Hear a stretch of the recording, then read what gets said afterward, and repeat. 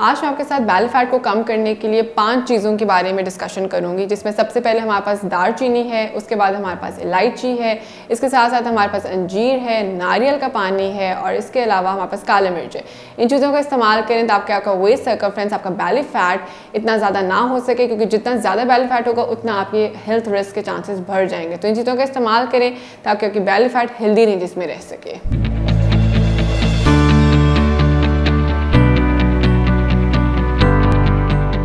Assalamualaikum, I'm Zoha Sohail. I'm working as a senior lecturer at Rationality Medical College and a clinical nutritionist at Marham.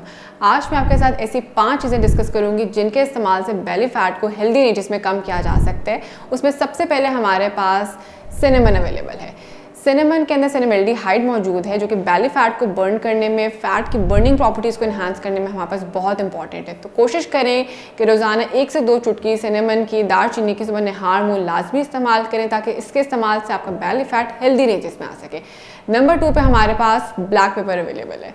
Black pepper में हमारे पास piperine मौजूद होता है, जो fat cells की production को रोकता है। हमारी बॉडी में हम जितना खाना कंज्यूम कर रहे होते हैं, जितनी बैड डाइट ले रहे होते हैं, जितना अनहेल्दी खा रहे होते हैं, उतनी ज़्यादा फैट सेल्स हमारी बॉडी में ज़्यादा बन रहे होते हैं। ब्लैक पेपर के इस्तेमाल से फैट सेल्स की प्रोडक्शन रुक जाती है, जिस वजह से मोटापे जैसा मसला, बेली फैट के बढ़ने का मसला काफ़ी हद तक कम हो जाता है। तो कोशिश करें कि रोज़ाना 3 से 4 दाने काली मिर्च के अपनी डाइट में ज़रूर शामिल करें। थर्ड पे हमारे पास ग्रीन टी अवेलेबल है।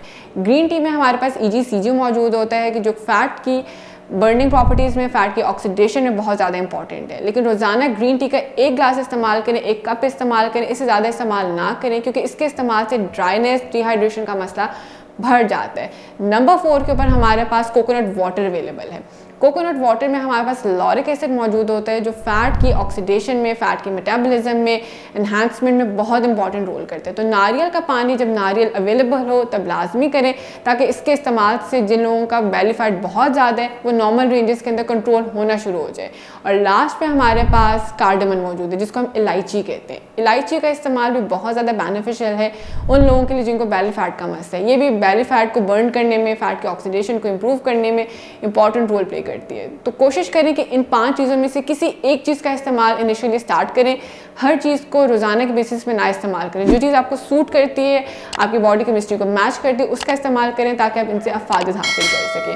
क्योंकि मर्दों में बेली फैट अगर बढ़ता जाएगा तो उनका मसला और आता जाएगा। इसलिए कोशिश करें कि मेल्स के अंदर 40 इंच से कम होना चाहिए और फीमेल्स के अंदर 35 इंच से कम होना चाहिए। जिन लोगों का इससे ज़्यादा बेली फैट होगा उनको कोई भी क्रॉनिक मसला, डायबिटीज़ की शिकायत, ब्लड प्रेशर का मसला, गॉल ब्लैडर स्टोन्स का मसला, कैंसर जैसा मसला आ सकता है। तो कोशिश करें कि इन इंपॉर्टेंट चीज़ों को, इन हेल्दी चीज़ों को अपने लाइफस्टाइल में शामिल करें और अपने बेली फैट को मैनेज कर सकें। इसके अलावा अगर आप मरहम के प्लेटफॉर्म के ऊपर मेरे से अपॉइंटमेंट बुक करवाना चाहते हैं तो आप सिंपल मेरे साथ इनके प्लेटफॉर्म के ऊपर कंसल्टेशन ले सकते हैं। Thank you.